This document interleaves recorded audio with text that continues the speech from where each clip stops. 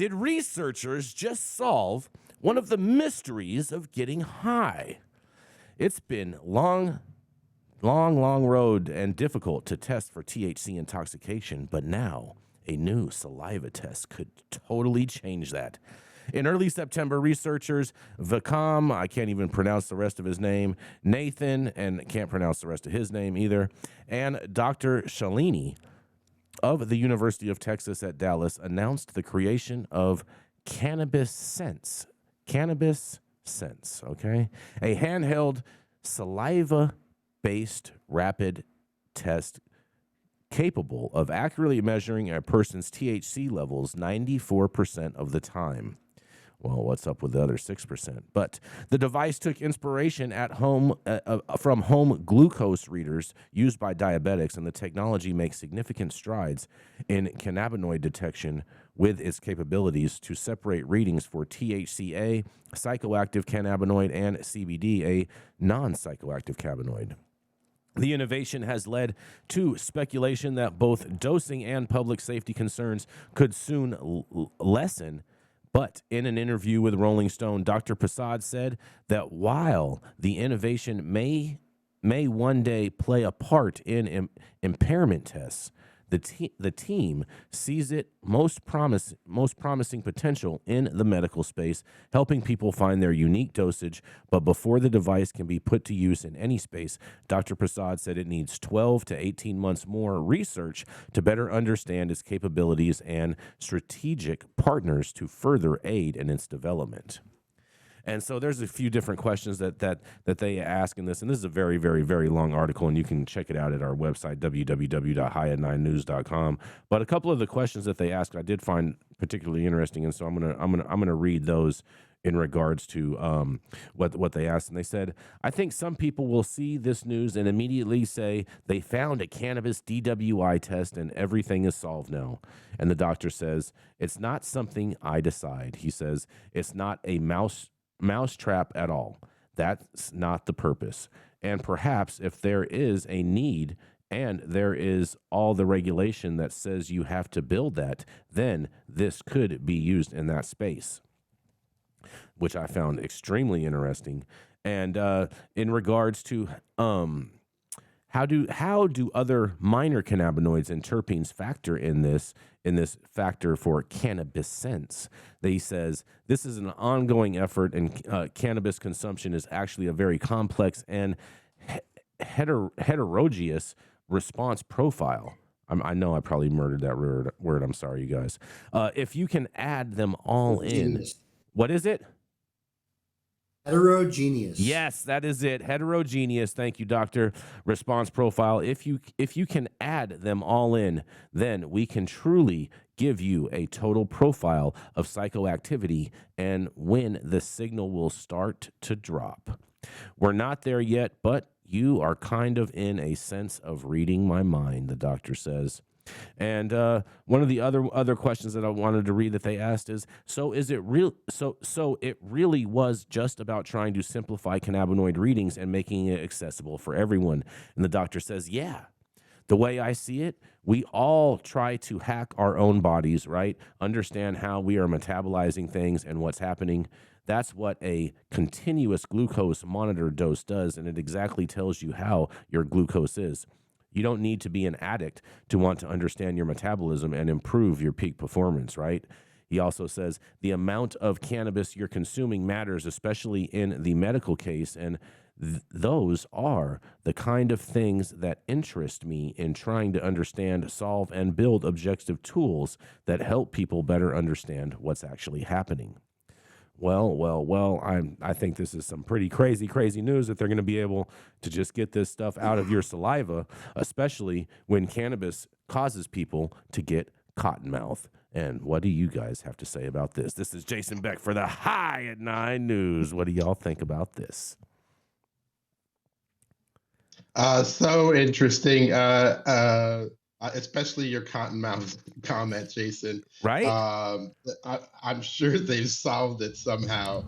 But this is not a DWI test. This is a pharmacokinetic test. It's to learn what level of THC or CBD is in your your system after using.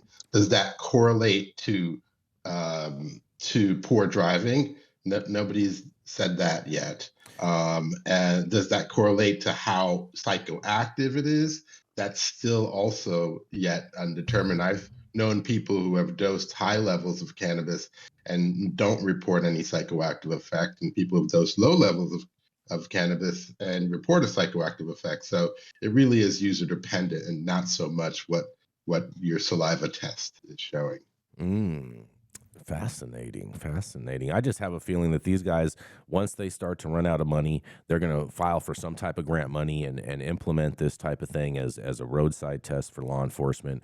And then that's how they're going to get the grant money to finish out the project and everything else. And then it'll be mass produced for every cop car in America. Yes, but as the good doctor says, until they correlate this in a statistically significant fashion to driver impairment, this is only just a piece of the puzzle. Yeah, but don't they already do that? Because they already arrest people and try to say that if they were driving under cannabis, that they were giving them a ticket for drugged driving.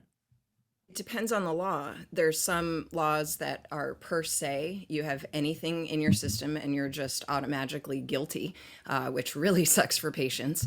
And it's usually patients who don't get high, they get better. It's well people that get high. And yes, there's definitely different sensitivities for different individuals, how their livers uptake. And I really want to point also that all of the results of all of these, the swab tests and they're looking for active metabolites, and method of ingestion matters here. The method of ingestion that causes, in my humble opinion, the most performance issues, which is edibles, because it's more like tripping on acid, and you combine that with alcohol or any other drug, and it is absolutely a buoyed effect. That those metabolic tests that are common right now don't even peak.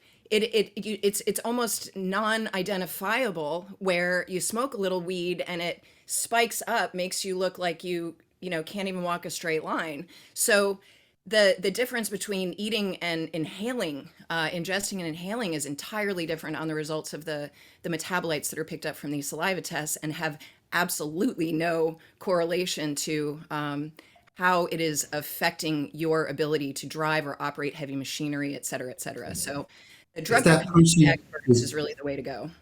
If that person is given an impairment field test, they'll likely fail. And that's the DWI. Yep. That is the Exactly. DWI. Correlating it back to the amount of cannabinoids in the blood is something that needs to happen in order for them to be able to make these assessments. And there they could basically come up with blood cannabinoid test to prove impairment, because at this level of say 11 hydroxycannabinoid in the bloodstream, you are going to be physically impaired, so where you cannot drive, but it cannot be universally applied to all users. So that's why they have to do the study with a statistically wide swath of population of users. If you're talking to someone with MS, they could absolutely have that much in their system, and that is what actually makes them capable to drive. So that is the ultimate problem here. And I agree with you, doctor. It is about drug recognition, because it's the combination of whatever you took this morning, last night, that Ambien. We're not swabbing for Ambien, and I think that is the problem on Monday mornings even more than Friday nights on alcohol anymore. So we really do, lack of sleep and texting is at least as dangerous. It is really about performance, not about ingestion, what is in your system. It's about how you perform. What if you're talking to text, Dale? One more time? What if you're talking to text? What if you're using talk to text? Is that really as dangerous as texting? It's distracting. It's distracting. They need to do a study to find out. And they probably are conducting that study right now. But I think there's something to that too, because I remember back when I was a teenager taking driving school lessons so I could get a discount on my insurance, that one of the lessons was don't be bullshitting with your dumbass friends in the car while you're driving, because that's a distraction. So, it's, yes, two hands, what is it, 2 and 10, or now 3 and 10 and 2, 6, 10 and 2. 3 and 9 in case, no, it's actually 3 and 9 if you have airbags, because the 2 and 10 will break your arms, right? Oh, I do remember them switching that up when the airbags came out. Yeah. Yeah, Gotta I stay got up. I got taught with 10 and 2 was the times 10 and 2. Which is where you keep your hands when you are pulled over by an officer. Yes. That is still true. That part is facts, Especially right if you're there. darker than me. Yes. Oh boy, anybody, 10 and 2 is where you want to keep your hands so they can see your hands, that you're not fumbling around reaching for pistols and firearms and knives and stuff like that could ultimately hurt them, or even your registration, which actually could hurt them if they wanted to give you a ticket. But any thoughts on this? You know, I Gretchen? am excited about this study in one sense. You Mhm. know, we tried to test the different products and do PK tests, see the level of THC that's effective or the level of a product that's effective. And usually we're having to do blood tests. So if we can do a saliva test, that might really help in terms of research. So there's a positive to this. Mhm. Oh, for sure, Dr. Talleyrand. More information is good. Yeah, any thoughts on this, Gretchen? Nope. No, Leaving it to the experts. I only like to talk about things I know, Jason Beck. You don't know about saliva? No, Oh, okay. not in this context. Okay. All right. Fair enough. I just wondered, did you get cottonmouth when you were smoking up there at the Canny Fest? No, not at all. You did not. I'm a champ, unlike you. He's a professional. She did not. Her eyes got red, but she did not get cottonmouth. Dude, Interesting. get over it. Interesting. It could be the type of weed. It probably was. It probably didn't Maybe really get her the high. wonderful Her eyes outdoor just weed doesn't give you that. her eyes just got red from all that smoke rolling in her eyeballs. Jason, I think you just need to hydrate more, man. Drink a glass of water. What's the problem? Yeah. Oh man, we're gonna go to a commercial. We're gonna be right back.